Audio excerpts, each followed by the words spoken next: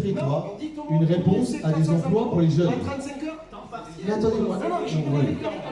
Bon, je vous laisserai la parole après, d'accord? Pour l'instant, c'est moi qui termine. C'est moi qui termine. D'accord? Il va vous répondre. Hein, si je peux finir. Moi, je vous parle juste en tant que tout petit président d'Aglo qui se bat pour au quotidien pour amener de l'emploi. Et vous savez quoi? Quand j'entends artificialisation des sols, quand vous voyez, non mais juste parce que c'est bien les grandes leçons d'écologie, quand vous voyez pour créer le nombre d'emplois qu'on doit créer sur des zones industrielles, quand vous voyez le nombre de mètres carrés qu'il faut artificialiser pour créer 50, 100 emplois, c'est des millions de mètres carrés. Aujourd'hui qu'on ne peut plus faire.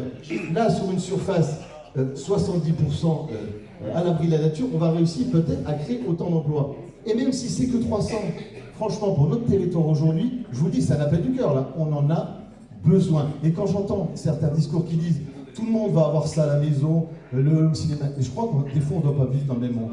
Parce que toute la société n'a pas la chance d'avoir un hyper grand commun. Quand j'entends que tout le monde a ça à la maison, ben je vais vous dire, non, tout le monde n'a pas ça à la maison.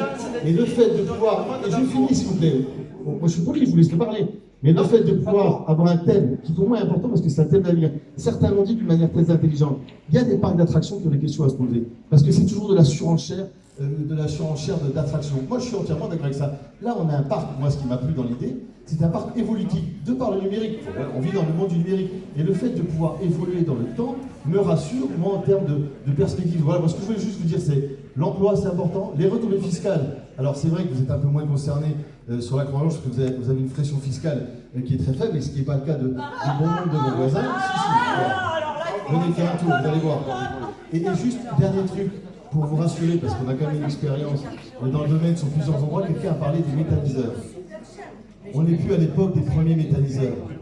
Aujourd'hui, je peux vous assurer, parce que j'en ai visité un paquet avant d'accepter sur le territoire, qu'aujourd'hui un méthaniseur se fait avec quasi aucune nuisance. C'est important de le savoir parce qu'il se dit tout et n'importe quoi aussi sur le méthaniseur. Venez, on va en visiter quelques-uns, et vous allez voir qu'aujourd'hui la technologie permet aujourd'hui d'être très efficace. Mais moi, la seule intervention, c'était l'emploi. Parce qu'on ne peut pas avoir un double discours en disant il faut trouver de l'emploi aux jeunes, il faut garder nos jeunes sur le territoire et dire à chaque fois qu'il y a un projet qui permet de créer l'emploi, ben on n'en veut pas parce que ça continue. C'est juste ce que j'avais à dire. Juste pour répondre à votre question, on est bien sur 400 emplois temps plein en CDI, je l'ai dit tout à l'heure, 35 heures. Vous le signez aujourd'hui? Je ne le signe pas aujourd'hui, je ne suis pas propriétaire du foncier. Par contre, c'est l'engagement. Non mais, attendez, on est là, encore une fois, si vous voulez bien respecter un peu, on est là dans une démarche de concertation.